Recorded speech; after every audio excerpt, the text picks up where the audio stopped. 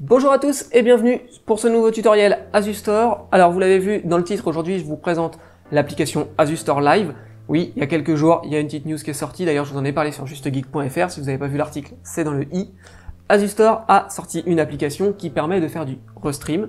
L'application s'appelle Azustore Live. Alors dans ce tutoriel, je vais donc vous expliquer comment installer et configurer cette application et bien évidemment comment l'utiliser.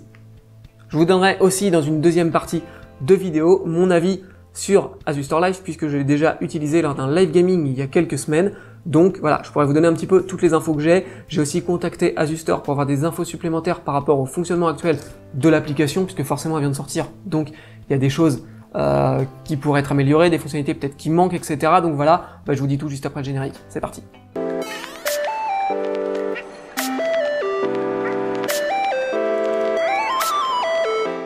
Alors à quoi sert l'application Azustore Live? Je vous l'ai dit en introduction, c'est une application qui sert à faire du restream ou du multistream. Ça veut dire quoi? Ça veut dire que tout simplement, quand on stream sur internet, on va utiliser un logiciel de diffusion type XSplit, OBS, etc. Et on va devoir envoyer sur une plateforme. On va choisir une plateforme, que ce soit YouTube, Twitch ou Mixer, pour envoyer notre vidéo dessus, notre flux vidéo. Et on va pas pouvoir toucher plusieurs communautés. Donc si on a une communauté par exemple sur Twitch, une sur YouTube, etc., on va pas pouvoir toucher tout le monde en même temps, il va falloir choisir. Et bien là, justement, c'est le but de l'application Azustore Live, c'est de pouvoir diffuser en simultané sur toutes les plateformes. Bon, et j'en vois déjà certains d'entre vous qui vont me noter en commentaire que c'est pas forcément nouveau puisqu'il y a des solutions qui existent sur internet, notamment par exemple Restream.io, et oui, tout à fait, Restream.io existe et moi j'ai déjà testé.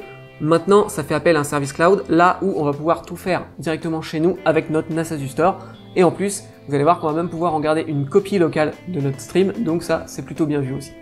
Pour le tuto, je vais utiliser un NAS qui est l'AS6404T. C'est un NAS que je vous ai déjà présenté sur le site. Vous pouvez aller faire une petite recherche sur justegeek.fr si vous voulez en savoir plus sur ce NAS. Voyons donc un petit peu comment ça fonctionne. Alors derrière moi, maintenant vous voyez mon écran.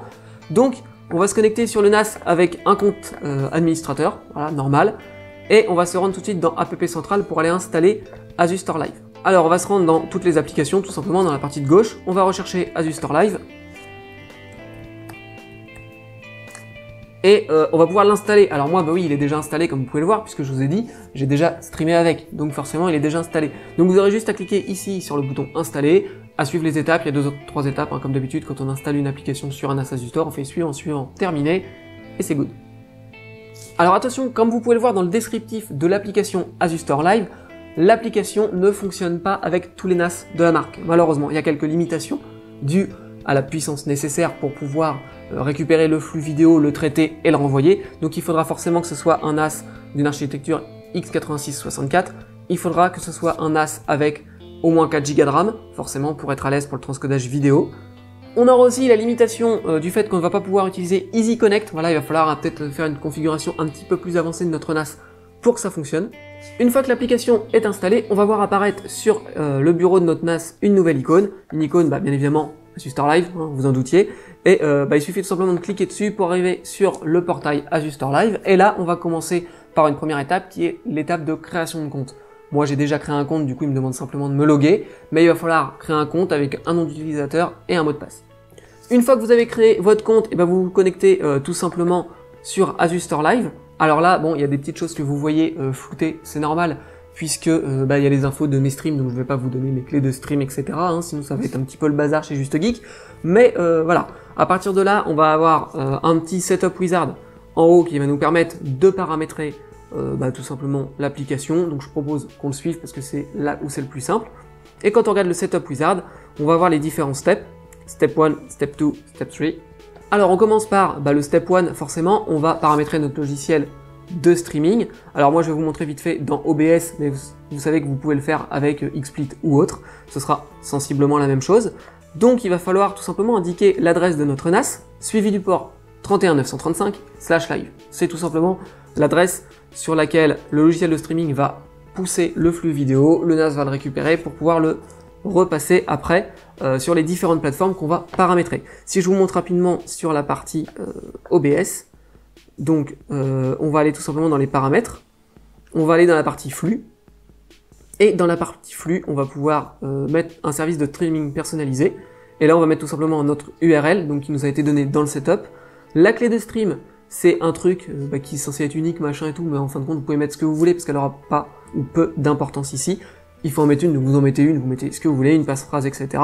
Et vous faites OK et ce sera good pour le logiciel de diffusion. Deuxième étape, on va récupérer nos clés de streaming, alors que ce soit sur Twitch, sur Mixer ou sur YouTube. Forcément, quand on crée des lives, on a une clé pour streamer. Vous allez en avoir besoin forcément, puisqu'il faut que Azustore Live puisse communiquer avec la plateforme qui réceptionnera le flux vidéo. Donc là, je vous donne pas d'explication, puisque je pense que si vous faites du stream, vous avez un petit peu l'habitude, donc vous savez ce que vous devez récupérer au niveau de la clé. Maintenant, sachez que dans le wizard, vous avez des explications, il vous explique en fonction de YouTube, Twitch ou Mixer, voilà. Et vous pouvez suivre tout simplement la procédure qui vous montre comment récupérer votre clé de stream dont on va avoir besoin pour l'étape 3. Et donc, étape 3, on va tout simplement rajouter les différentes plateformes sur lesquelles on veut streamer. Donc là, ça va être relativement simple, puisque on va aller tout simplement tout en haut dans la partie Stream to RTMP Server. On va choisir une cible. Par exemple, je vais choisir YouTube, je fais plus. Là, je vais avoir l'adresse RTMP de YouTube, ça on laisse. Le stream key, on vient de le récupérer à l'étape 2. Et puis le name, c'est pas obligatoire, mais vous pouvez donner un nom, voilà. Donc admettons, on va mettre ça marchera pas, mais c'est pas grave, on va pas lancer de live. Test. Je fais OK. Et là, on voit bien que j'ai un YouTube test que je viens de rajouter avec une clé un lien de stream et la clé de stream qui va avec. Bon, sur le côté, vous pouvez activer, désactiver des plateformes. Si par exemple, vous voulez lancer un live que sur une seule plateforme, mais vous ne voulez pas déconfigurer OBS, XSplit, etc. Vous pouvez simplement continuer d'utiliser le NAS, mais de désactiver certaines plateformes, ce qui vous permettra, au moins temporairement, de ne pas envoyer le flux vidéo vers celle-ci. Une fois que vous avez fait vos réglages, il va falloir tout simplement faire le petit bouton Apply qui va bien. Et pour être sûr que les paramètres soient pris en compte, il va falloir retourner sur notre NAS Azustore dans App Central et on devra désactiver ici l'application Azustore Live et ensuite la réactiver pour que tous les réglages soient pris en compte. Bon, on le voit ici, clairement, il n'y a pas grand chose de compliqué, c'est très simple à paramétrer, très simple à utiliser. Maintenant, je vais pouvoir vous donner mon retour sur l'utilisation puisque je l'ai utilisé et j'ai quelques retours à faire. La première chose que j'ai à dire, c'est que l'utilisation de ça m'a apporté un délai, voilà. J'ai eu un délai de stream d'environ 10 secondes, alors il faut savoir que quand je stream, quand je fais du live sur YouTube, je mets toujours une latence très faible, donc ça me permet d'être le plus réactif possible avec les commentaires et avec le public, etc. Bon, pour le coup, ça rajoute un petit délai, donc c'est plus ou moins agréable, selon si on cherche à ce que les échanges soient rapides, fluides, etc. Vous avez perdu. J'aurais mis à droite. Alors attends, vas-y, dis-moi Kurumi. Parce que le problème, c'est qu'il y a beaucoup de décalage. Alors moi, j'en aurais bien mis un là, tu vois, déjà il va remonter, il va un peu stopper l'autre. Maintenant, c'est pas forcément dû à Azustore Live plus qu'autre chose, puisque si par exemple vous utilisez des solutions type Restream.io, vous aurez aussi un délai du fait que le serveur, donc soit le serveur Restream.io, soit votre serveur NAS, quand il va réceptionner la vidéo, il va bufferiser un peu, il va mettre un peu en cache avant de pouvoir renvoyer, ce qui peut permettre de parer à des coupures, à des problèmes de transmission de flux, etc. Donc voilà, il y aura un petit délai d'une dizaine de secondes, c'est ce que moi j'ai mesuré. Donc après, on aime ou on n'aime pas, mais il faut savoir qu'il est là. Deuxième point que j'ai à mentionner, c'est le fait qu'on va pas avoir sur Azustore Live d'agrégation de tous les chats. Et oui, c'est pratique de pouvoir balancer sur plusieurs plateformes, mais si après il faut avoir plein de fenêtres ouvertes et essayer de jongler entre des chats différents, c'est pas évident. Ce qui serait bien, c'est que les chats soient agrégés tous ensemble en un seul chat pour avoir tous les commentaires, pour pouvoir répondre aux gens, etc. Alors du coup, j'ai interrogé un petit peu Azustore sur ce point, à savoir est-ce que c'était une fonctionnalité qui était envisagée, est-ce que ça allait venir ou pas, vu que Azustore Live est tout nouveau. Et en fait, voilà, la réponse c'est que c'est sur la roadmap. Ils n'ont pas encore de date, etc. Mais ils y pensent parce qu'ils savent que c'est un point important de pouvoir fédérer comme ça les chats des diverses plateformes sur lesquelles on stream. Donc, ça ne peut que s'améliorer et j'ai hâte du coup de découvrir un petit peu cette fonctionnalité, de voir comment ils vont faire et de voir si c'est pratique ou pas. Bon, troisième point que j'avais à mentionner sur mon retour d'expérience, c'est l'utilisation CPU du NAS. Quand j'ai lancé le stream, le CPU du NAS est monté à 100% d'utilisation, voilà, donc quand même un CPU quad-core et tout, donc qui est pas, voilà, qui est quand même un peu véloce, et il était tout le temps à 100%, donc ce qui fait que si vous utilisez ça, je pense qu'il va pas falloir demander beaucoup d'autres choses à votre NAS. Si vous voulez faire ça en même temps que votre NAS transcode de la vidéo pour quelqu'un d'autre à la maison, etc., honnêtement, ça risque d'être un peu compliqué. Voilà, donc si vous voulez vraiment vous concentrer là-dessus, je pense qu'il faudra, pendant que vous faites les lives, laisser un peu le NAS au repos et le laisser faire seulement le live. Alors là, ça m'a quand même un peu interpellé puisque le processeur quad-core, etc., je me suis dit, il est quand même véloce.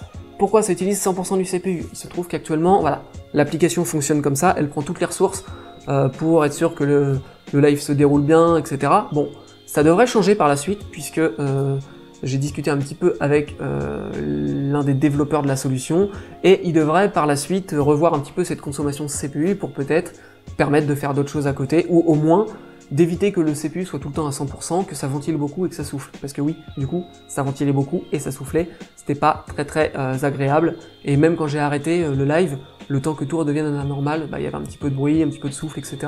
De la part des ventilateurs, parce que forcément ça a été bien sollicité. Donc c'est quelque chose aussi que j'attends avec impatience, parce que je pense que ça fera du bien au NAS, et ça fera du bien aussi à mes oreilles un petit peu, même si c'est pas, voilà, c'est pas non plus un gros serveur, mais ça fait quand même un peu de bruit, et quand il est juste à côté, ça peut être un peu gênant. Quatrième point que j'avais à mentionner sur Asustor Live, c'est le côté pratique d'avoir un enregistrement en local. Si on va voir sur notre NAS, on verra que notre stream est enregistré, donc ça c'est plutôt bien, puisque ça nous permet d'avoir une copie de sauvegarde, voilà, donc ça c'est plutôt cool, et puis je vais aller directement vous montrer ici, voilà, dans les live vidéo, donc ça nous fait une sauvegarde, ce qui fait que si jamais il y a un problème avec les uploads, etc., ou si on veut récupérer les vidéos, on les a déjà en local, on n'a pas besoin d'aller les retélécharger ou quoi, tout est déjà là. Bon, après je pense qu'il faudra peut-être faire un petit peu de ménage, j'ai pas spécialement trop analysé tout ça, mais je constate qu'il y a des fichiers FLV, donc voilà, des fichiers MP4 aussi, donc je pense qu'il y a peut-être du doublon, il y a peut-être un peu de nettoyage à faire à chaque fois, ça, voilà, après si vous voulez pas les garder, vous jetez tout, et puis on n'en parle plus, quoi. Et enfin, cinquième et dernier point que je voulais aborder avec vous, lorsque j'ai fait mon live avec Asustor Live, j'ai eu une coupure. Et je sais pas pourquoi, il y a eu une petite coupure au bout de quelques minutes, ça s'est arrêté, et le live est reparti. Donc sur le coup, je me suis dit, c'est forcément de la faute d'Asustor Live, puisque d'habitude ça coupe pas, et voilà, je l'ai même fait en remarque, quand le flux vidéo est revenu, j'en discutais avec les gens, et je dis, c'est certainement dû à Asustor Live, le fait qu'on a eu une coupure sur YouTube. Du coup, j'avais pas le début du live dans le replay, etc. Mais bon, voilà. Après, j'en ai parlé avec les développeurs, ils ne savaient pas trop, après, ils expliquaient pas forcément le truc, mais ils voyaient pas trop pourquoi ça viendrait de là. Et il se trouve que la semaine d'après, quand j'ai refait un live gaming, j'ai eu des problèmes de frame droppé, de légères coupures, etc.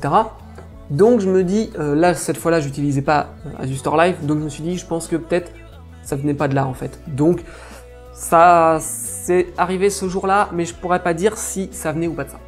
Et bien voilà, ce petit tour d'horizon d'Asustor Live est terminé, j'hésiterai pas à vous en reparler sur justegeek.fr lorsque il y aura des nouveautés, des nouvelles fonctionnalités, lorsque je l'aurai retesté de nouveau. J'espère que vous avez apprécié ce tuto, si c'est le cas, je compte sur vous, comme d'hab, pour mettre un petit pouce en l'air, pour m'encourager, moi ça me fait toujours plaisir.